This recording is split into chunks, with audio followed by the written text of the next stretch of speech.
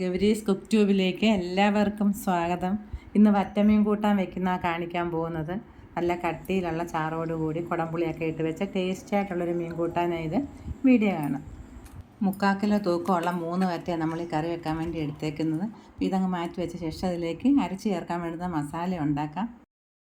ചെറിയ ഒരു കഷ്ണം ഇഞ്ചി, 3 വെളുത്തുള്ളി, 6-7 ചെറിയ ഉള്ളി എടുത്തിട്ടുണ്ട്. ചെറിയ കഷ്ണങ്ങളായിട്ടൊന്ന് മുറിച്ചെടുക്കാം. ചൂടായ ചീനിച്ചട്ടിയിലേക്ക് 2 ടേബിൾ സ്പൂൺ വെളിച്ചെണ്ണ ഒഴിക്കുന്നത്. വെളിച്ചെണ്ണ ചൂടായി കഴിയുമ്പോൾ ഇതിലേക്ക് നമ്മൾ അരിഞ്ഞു വെച്ചിരിക്കുന്ന ഇഞ്ചി, വെളുത്തുള്ളി, ചുവന്നുള്ളിയും കൂടെ ചേർത്തൊന്ന് വാടണം. ഒരുപാട് വഴലണ്ട, ഇത്രയൊന്ന് വാടിയാൽ മതി, പച്ചമണം പോകുന്നത് വരെ. ഇനി ഇതിലേക്ക് 1/2 ടീസ്പൂൺ ഉലുവയാണ് ചേർക്കുന്നത്. ഇതിൻ്റെ കൂടെ തന്നെ 1 ടേബിൾ സ്പൂൺ പച്ചമല്ലിയും കൂടെ ചേർക്കാം. പച്ചമല്ലി ചേർത്ത് വറുക്കുമ്പോൾ നല്ലൊരു രുചിയാണ് മീൻ കിട്ടുന്നത്, പൊടി ചേർക്കുന്നതിനേക്കാളും.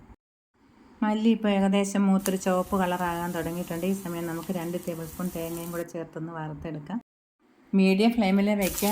അതുപോലെ കൈവിടാതെ നമ്മൾ ഇളക്കിക്കൊണ്ടിരിക്കണം, തേങ്ങ കരിഞ്ഞു പോകാതെ. ഈ പാകത്തിന് മൂത്താൽ മതി. ഇനി നമുക്ക് തീ ഓഫ് ചെയ്യാം. ബാക്കി ചട്ടിയിലിരുന്ന് മൂത്തോളം, നല്ല ചൂടുള്ളത് കൊണ്ട്. 1/4 ടേബിൾ സ്പൂൺ മഞ്ഞൾപ്പൊടിയാണ് ചേർക്കുന്നത്. ടേബിൾ സ്പൂണാണ്, ടീസ്പൂൺ അല്ല.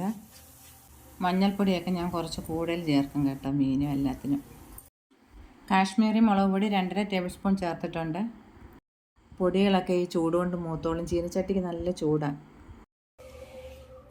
ഇപ്പോൾ ചൂട് പോയിട്ടുണ്ട്. മിക്സി ജാറിലിട്ട് ഒന്ന് പൊടിച്ചെടുക്കുക. അതിനുശേഷം കുറച്ച് വെള്ളം ഒഴിച്ചിട്ട് കട്ടിയിലൊന്ന് അരച്ചെടുക്കണം.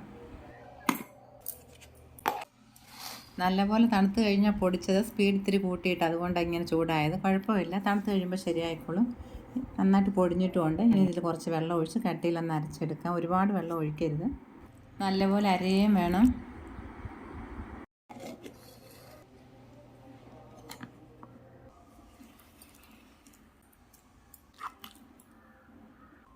ഇതിലേക്ക് 1/2 ടേബിൾ സ്പൂൺ വെളിച്ചെണ്ണ ഒഴിച്ചൊന്ന് ചുറ്റിച്ച് വയ്ക്കാൻ, പുകയാതിരിക്കുന്നതിന് വേണ്ടി.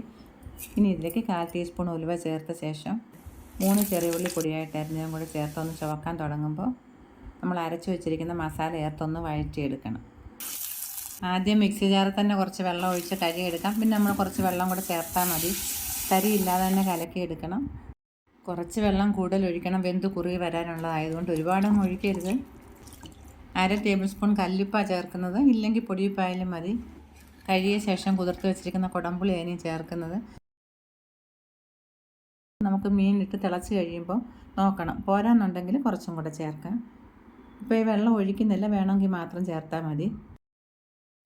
ഇപ്പം നല്ലപോലെ തിളച്ചിട്ടുണ്ട്. ഇനി തീ കുറച്ച് ലോ ഫ്ലെയിം ആക്കി വയ്ക്കണം. തിള നിൽക്കരുതെന്നേ ഉള്ളൂ. അടച്ച് വെച്ച ശേഷം നല്ലതായിട്ടൊന്ന് വെന്ത് കുറുകട്ടെ. ആ സമയം കൊണ്ട് മീൻ കഴുകിയെടുത്തിട്ട് വരാം. തൊലിയൊക്കെ ഇരിച്ച് കഴുകിയെടുത്തിട്ടുണ്ട്. വറ്റയുടെ തല നമ്മൾ കളയത്തില്ല, അതും കൂടെ അതിൻ്റെ കൂടെ ചേർക്കുന്നത്. മീൻ ഏത് വലുപ്പത്തിൽ വേണമെങ്കിലും മുറിച്ചെടുക്കാം, നമ്മുടെ ഇഷ്ടം പോലെ. ഇങ്ങനെ ചെയ്യുമ്പോൾ ഉണ്ടല്ലോ, മസാല നല്ലതായിട്ട് പിടിക്കും ഇതിൽ. മീൻ കഴുകിയെടുത്തിട്ട് വന്ന സമയം കൊണ്ട് നല്ലപോലെ വെന്ത് കുറുകി എണ്ണയും തെളിഞ്ഞിട്ടുണ്ട്. ഇനി ഇതിലേക്ക് മീൻ കഷ്ണങ്ങൾ വറക്കിയിടാം. നമ്മളിപ്പോൾ ഉണ്ടാക്കുന്ന കട്ടിച്ചാറോടെ കൂടിയുള്ള മീൻ കൂട്ടാൻ. അതെല്ലാം കുറച്ച് ലൂസായിട്ടുള്ള വേണമെങ്കിൽ ഇത്രയും വറ്റിക്കാതിരുന്നാൽ മതി. ഇപ്പോൾ ഈ കഷ്ണങ്ങളെല്ലാം ഇട്ട ശേഷം നല്ലതായിട്ടൊന്ന് ചുറ്റിച്ച് കൊടുത്ത് കഴിഞ്ഞിട്ട് തീ കുറച്ച് കൂട്ടി വെക്കണം. ഒരുപാട് കൂട്ടി വെച്ചാൽ അടിക്ക് പിടിച്ച് പോകും. 10 മിനിറ്റ് ഒന്ന് അടച്ച് വയ്ക്കാം. ഇപ്പോൾ 10 മിനിറ്റ് ആയിട്ടുണ്ട്. മീൻ നന്നായിട്ട് തിളയ്ക്കുന്ന ഇതിൽ കൂടെ കാണുകയും ചെയ്യാം. ഇതെടുത്ത് മാറ്റാം.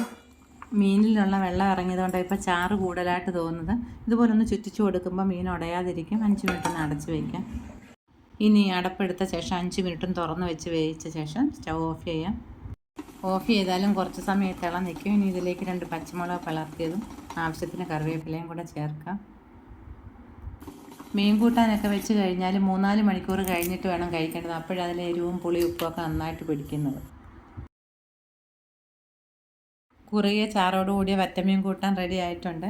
ഇതിൽ നമ്മൾ പുളിവെള്ളമോ ഉപ്പും ഒന്നും രണ്ടാമത് ചേർത്തിട്ടില്ല. എരിവും പുളിയും എല്ലാം ആവശ്യത്തിനുണ്ട്. നമുക്ക് എത്ര എരിവും പുളിയും വേണോ അതനുസരിച്ച് ചേർക്കാം. നിങ്ങളുടെ അഭിപ്രായങ്ങളൊക്കെ പറയണം. വീണ്ടും കാണാം. നന്ദി, നമസ്കാരം.